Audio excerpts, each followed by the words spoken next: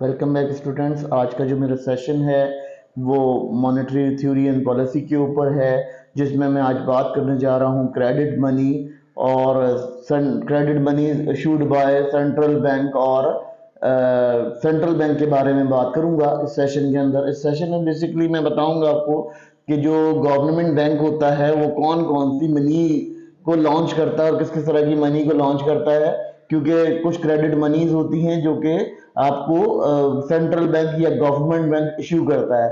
तो उसके ऊपर आज मैं प्रॉपर डिस्कशन करूंगा। बेसिकली क्रेडिट मनी होती क्या है। क्रेडिट मनी वो फ्लैट मनी होती है जिसको हम कह सकते हैं कि जिसकी हमारे पास एक्चुअल वैल्यू तो मौजूद नहीं होती, मगर उसकी एक रिप्रेजेंटेड वैल्यू मौजूद होती है, वो हमारी क्रेडिट मनी कहलाती है। लेट सपोज हमारे पास क्या होता है कि हमारे पास एक 10 रुपए का नोट है, मगर हमें वो कागज का टुकड़ा है, लेकिन हम उसको 10 रुपए कंसीडर करते हैं क्योंकि वो हमारी गवर्नमेंट ऑफ पाकिस्तान ने इशू किया हुआ है या किसी भी गवर्नमेंट ने इशू किया हुआ है वो नोट, तो हम उसको क्रेडिट मनी के तौर पर यूज करते हैं। इसी तरह अगर कोई कॉइन है, 5 रुपए का सिक्का है, तो हम 5 रुपए की जगह हम वो सिक्के को रिप्लेस करते हैं, जिससे हमारी रिप्लेसमेंट होती है। बेसिकली गवर्नमेंट जो है वो क्रेडिट मनी के ऊपर इसलिए आई क्योंकि उन्होंने देखा कि उन्होंने जब मेटल मनी के ऊपर बात की तो मेटल मनी पे उनको प्रॉब्लम हो गई, ये कि उन्होंने कहा कि किस तरह से हम इसको डील करेंगे। तो अभी हम बात कर लेते हैं क्रिएशन ऑफ क्रेडिट मनी। यानी सबसे बड़ा काम जो बैंक करता है वो क्रेडिट क्रिएशन करता है। जो सेंट्रल बैंक करता है वो इशू करने के लिए क्या करता है, वो पहले क्रिएशन करता है उस मनी की जो कि मार्केट में लानी होती है। मनी की फिलॉसफी को लाने के लिए वो कोशिश करता है और उसको क्रेडिट मनी को टिपिकली क्रिएट करता है, बनाता है, उसके उसी अकॉर्डिंग बनाता है जितना उसके पास खजाना मौजूद होता है। सबसे पहले बैंक जो है वो क्या करता है, वही खजाना मौजूद जो खजाना मौजूद होता है आपके पास, उस खजाने को वो मार्केट में लाता है उसी तरह से क्रिएट करके। सबसे इंपॉर्टेंट काम उसका। फिर दूसरा ये होता है कि फ्लैट करेंसी बैंकिंग, यानी आपकी फ्लैट करेंसी बैंकिंग, यानी इसका मतलब ये होगा कि क्रेडिट मनी आपकी जो है वो बहुत दफा बैक हो जाती है, ठीक है, और आप उसको बैक कर सकते हो, यानी वापस दे सकते हो, यानी बैंक में आप ट्रांसफर कर सकते हो। यानी आप जैसे मैंने आपको बताया ना कि 10 रुपए की हैसियत है, हमें पता है कि 10 रुपए की हैसियत से हमें 10 रुपए की चीज मिल जाएगी। तो इसी तरह पाकिस्तान गवर्नमेंट या पाकिस्तान गवर्नमेंट की बात कर लें या किसी भी गवर्नमेंट की बात कर लें हम, तो वो क्या करती है, वो एक ऐसी मनी दे देती है, रिप्रेजेंटेटिव मनी दे देती है। ठीक है, रिप्रेजेंटेटिव मनी में क्या होता है कि उनके पास वो आप इसको रिवर्स भी कर सकते हो, चाहो तो आप उसको कैश भी करा सकते हो, ये भी कर सकते हो। फिर उसके बाद लीगल टेंडर। लीगल टेंडर क्या होता है कि credit money issue government bank issue करती है। जैसे क्या करती है कि हाई लेवल के जो ये जो है एक्सेप्ट करती है पेमेंट्स फ्रॉम गुड्स और सर्विसेज। अच्छा, टेंडर्स क्या होते हैं, ये गवर्नमेंट का क्रेडिट मनी का सिस्टम होता है। वो क्या करती है, गुड एंड सर्विसेज के अकॉर्डिंग कुछ पैसा आपसे वसूल करती है और उस पैसे को आपको रिटर्न करती है in the form of good and services. ठीक है, तो ये भी एक सेंट्रल बैंक का बड़ा इंपॉर्टेंट काम होता है, वो लीगल टेंडर्स। यानी लीगल टेंडर्स का मतलब ये होता है कि वो आवाम की फलाह बहबूद के लिए उसे इस्तेमाल करती है।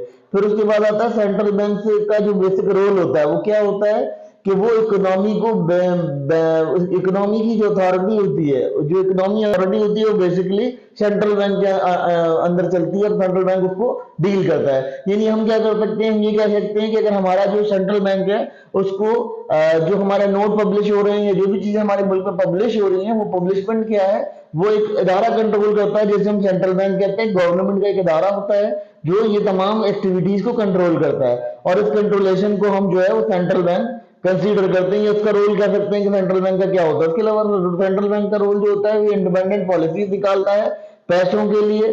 फिर उसके बाद उसका रोल सबसे इंपॉर्टेंट क्या होता है, ये कहता है कि जी आपके पास, ये क्या करता है, डिफरेंट मॉनेटरी पॉलिसीज निकालता है। जब इसके पास पैसे की शॉर्टेज हो जाती है तो ये आवाम को डिफरेंट किस्म की स्कीम्स देकर उससे आवाम से पैसा वसूल करता है, ताकि उससे जो है मुल्क के इकोनॉमिकल नीड्स को पूरा किया जा सके या जो बजट डेफिसिट है उसको पूरा किया जा सके। तो इस वजह से ये करता है। सेंट्रल बैंक का एक और काम ये होता है, ये इन्फ्लुएंस करता है आपका जो एडजस्टिंग करता है। ये एडजस्टिंग किस चीज की करता है, ये आपकी जो क्रेडिट मनी होती है उसको एडजस्ट करता है। जैसे अब आप देख रहे होंगे पाकिस्तान में रेगुलरली जो वैल्यू ऑफ मनी है वो गिर रही है, तो इसी वजह से गिर रही है क्योंकि आपकी जो बैंकरप्सी है वो थोड़ी डाउन जा रही है, आपकी बैंकिंग कंडीशन बहुत ज्यादा डाउन है। ठीक है, तो उसके बाद अगर हम बात कर लेते हैं बैंक रिजर्व, ये एक और चीज होती है। कमर्शियल बैंक के पास एक इंपॉर्टेंट रोल क्या होता है, कमर्शियल बैंक को जो मनी रिलीज करता है वो मनी उसके पास रिजर्व होती है, यानी रिजर्व होते हैं उसके पास गोल्ड या जो मेटल्स होते हैं वो रिजर्व कर लेता है, और उसके बाद वो उनकी बरक्स आपको नोट निकाल देता है। इकोनॉमी में वही नोट निकलते हैं जितने नोट्स आपकी जो इकोनॉमी होती है उसके अंदर चल रहे हो, जितने आपके पास रिजर्व मौजूद हो, यानी जितने गोल्ड। अगर आप लोगों ने देखा होगा, सुना होगा कि डॉलर की जो ट्रांजैक्शन बंद हो जाती है, बहुत दफा इंटरनेशनल ट्रांजैक्शन नहीं होती डॉलर की, वो इसीलिए नहीं होती कि उनके पास रिजर्व नहीं होते।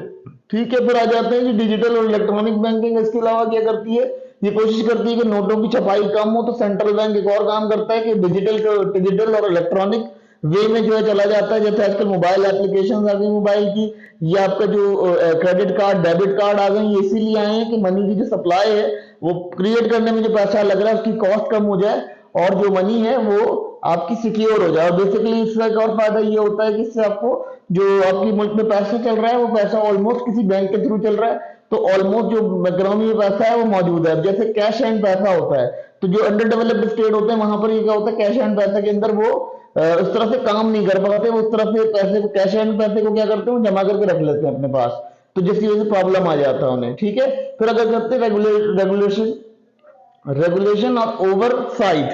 अब ये क्या करता है, ये रूल बनाता है कि जी पैसे अगर किसी ने पैसा रखा हुआ है तो वो क्या करता है, वो कोई नया नोट निकालने लगता है तो पुराने नोट को बंद करने के लिए कोई रेगुलेटरी बनाता है, कोई अथॉरिटी क्रिएट करता है, जिसको अथॉरिटी को क्रिएट करने की वजह से वो क्या करता है, कुछ ऐसी स्कीम निकालता है, जैसे बॉन्ड्स हो गए, आपकी बॉन्ड्स होते हैं जो अपने प्राइस बॉन्ड्स वगैरह निकाला करते थे, ये सारी स्कीम्स जो है ये सेंट्रल बैंक की होती है, सेंट्रल बैंक निकालता है। ठीक है, स्टेट बैंक ऑफ पाकिस्तान निकालता है, किस पे प्रॉपर हो सके।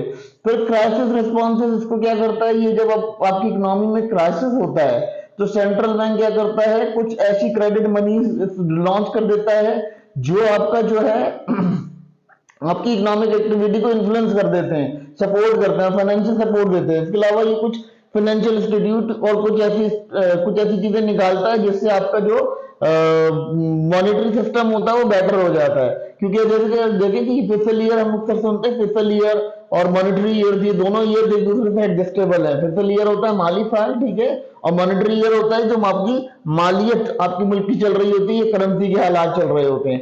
ठीक है, उसके बाद कभी कभार ये चैलेंजेस और रिस्क को भी टेकल करता है, यानी बहुत सारे चैलेंजेस और रिस्क इसके पास होते हैं जिसको ये टेकल कर रहा होता है।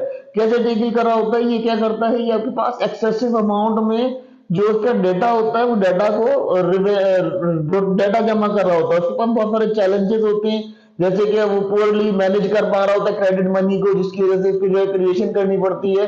उसकी वजह से क्या होता है कि आपको इन्फ्लेशन का सिलसिला देखना पड़ जाता है, एसेट्स जो है वो आपकी बड़ी डिस्टर्ब हो जाती है, एसेट्स में बबल आ जाता है। इसके अलावा आपका जो फाइनेंशियल इंस्टेबिलिटी है वो बहुत इंपॉर्टेंट होती है, तो इसके लिए मेंटेन करने के लिए वो क्या करती है, वो कुछ स्कीम निकाल देती है। अब इस पूरी स्लाइड का जो ओवरव्यू है, जो हमने आपको पढ़ाना था, ये आपको समझाना था, इसका ओवरव्यू ये था कि जी गवर्नमेंट और सेंट्रल बैंक क्या करता है, कुछ कुछ मनी ऐसी निकालता है जिससे आपका इकोनॉमिकल इकोनॉमिकल अथॉरिटी होती है जो आपका इकोनॉमिकल बैलेंस करती है, यानी आपको नोट प्रिंट करने की इजाजत देती है। आपकी कंट्री के अंदर नोट आता है, ये जिसके पास रिजर्व होते हैं उस रिजर्व को देखकर वो जो भी इसका डिसीजन होता है उसे टेक करता है, क्योंकि उस डिसीजन के बगैर वो कुछ नहीं कर सकता, उसकी कंडीशन बहुत डिस्टर्ब हो जाती है।